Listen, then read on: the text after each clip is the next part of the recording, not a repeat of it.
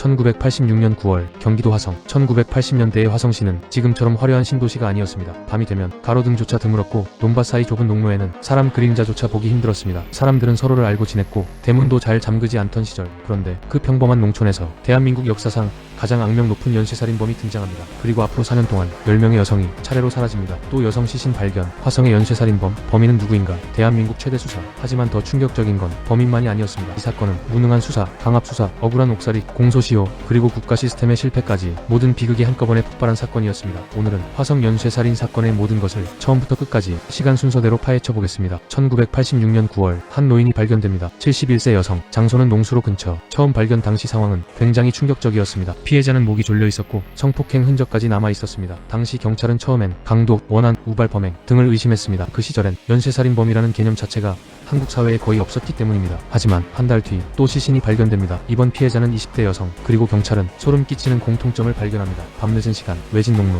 여성 혼자 귀가 중성 폭행, 교살, 범인은 같은 사람이었습니다. 당시 화성 주민들은 점점 이상한 분위기를 느끼기 시작합니다. 딸 가진 부모들은 해 지면 절대 밖에 나가지 마라 라고 말하기 시작했고, 여성들은 일부러 남성 친척과 함께 귀가했습니다. 그런데 공포는 여기서 끝이 아니었습니다. 범인은 멈추지 않았습니다. 몇 달 간격으로 계속 여성이 죽어나갑니다. 그리고 범행 방식은 점점 더 대담해집니다. 경찰은 사건들을 분석하면서 범인의 특징을 정리하기 시작합니다. 첫 번째, 범인은 여성을 노렸습니다. 두 번째, 혼자 있는 순간을 기다렸습니다. 세 번째, 피해자의 옷이나 스타킹으로 손발을 묶거나 목을 졸랐습니다. 네 번째, 범행 후 흔적을 감추려 했습니다. 즉, 우발적 범죄가 아니라 반복적으로 익숙하게 살인을 저지른 인물이었던 겁니다. 그리고 더 무서운 건 범인이 지역 지리를 아주 잘 알고 있었다는 점입니다. 논길과 수로, 그리고 어두운 길, 순찰이 적은 시간대, 범인은 마치 경찰 움직임까지 알고 있는 것처럼 행동했습니다. 사건이 반복되자 괴담도 퍼지기 시작합니다. 비 오는 날 범행한다. 빨간 옷 입은 여성을 노린다. 라디오 음악 신청곡과 연관이 있다. 실제로 당시 일부 사건은 비 오는 날 발생했습니다. 그리고 어느 순간부터 주민들은 비만 와도 공포에 떨기 시작합니다. 특히 여성들은 버스 정류장, 논길, 골목, 공중전화 부스 같은 장소를 극도로 무서워했습니다. 당시엔 휴대폰도 없었습니다. 누군가 사라져도 즉시 도움 요청이 불가능했습니다. 사건이 전국적으로 알려지자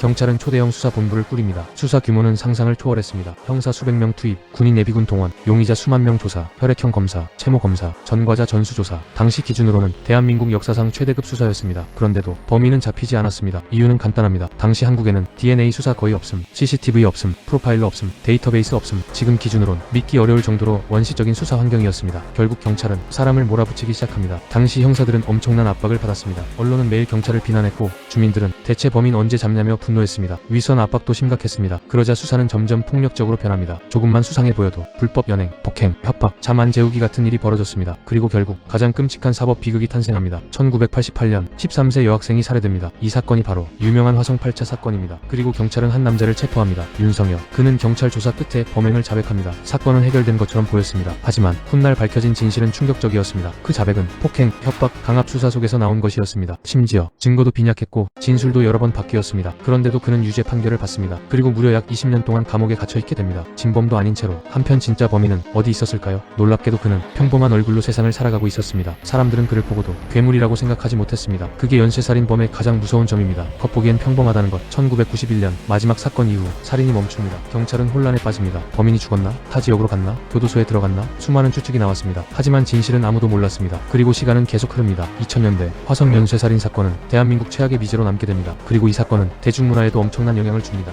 2003년 살인의 추억 개봉. 감독은 봉준호. 영화는 현실처럼 처절했습니다. 비오는 논길, 무능한 경찰, 폭력 수사, 미쳐가는 형사들, 잡히지 않는 범인, 그리고 마지막 장면, 송강호가 카메라를 바라봅니다. 그 장면은 당시 관객들에게 엄청난 공포를 남겼습니다. 왜냐하면 모두가 생각했기 때문입니다. 범인은 아직 살아있다. 2019년 대한민국이 뒤집힙니다. 경찰이 오래된 증거를 최신 DNA 기술로 다시 분석한 겁니다. 그리고 DNA가 한 사람과 일치합니다. 이름은 이춘재. 당시 그는 이미 무기징역 수감 중이었습니다. 그런데 더 충격적인 건 그 다음이었습니다. 이춘재가 입을 열기 시작한 겁니다. 그것도 내가 했다. 그 사건도 내가 했다. 그는 화성 사건뿐 아니라 다른 살인과 성폭행까지 자백합니다. 그리고 그의 진술 상당수가 당시 경찰만 알고 있던 비공개 정보와 일치했습니다. 대한민국 전체가 충격에 빠집니다. 33년 동안 숨어있던 괴물이 마침내 모습을 드러낸 겁니다. 문제는 이미 공소시효가 끝났다는 것이었습니다. 즉, 진범은 밝혀졌지만 법적으로는 처벌이 불가능했습니다. 사람들은 허탈해합니다. 그리고 더 큰 충격. 이춘재는 화성 8차 사건도 자신의 범행이라고 말합니다. 그 순간 윤석열의 인생이 다시 뒤집힙니다. 결국 재심 끝에 무죄 판결. 대한민국 사회는 충격에 빠집니다. 국가는 무고한 사람을 감옥에 넣었다. 화성 사건은 단순한 연쇄살인이 아니라 대한민국 수사 시스템 전체의 실패를 보여주는 사건이 되어버립니다. 1986년 한 농촌 마을에서 시작된 연쇄살인. 33년 뒤 밝혀진 진실. 하지만 그 진실은 누군가의 잃어버린 인생을 되돌려주지 못했습니다. 그리고 지금도 사람들은 질문합니다. 만약 DNA 기술이 없었다면 우리는 영원히 진범을 몰랐을까? 정말 정의는 실현된 걸까? 화성 연쇄살인 사건은 끝났지만 그 사건이 남긴 상처는 아직 끝나지 않았습니다. 당신은 이 사건에서 무엇이 가장 충격적이었나요?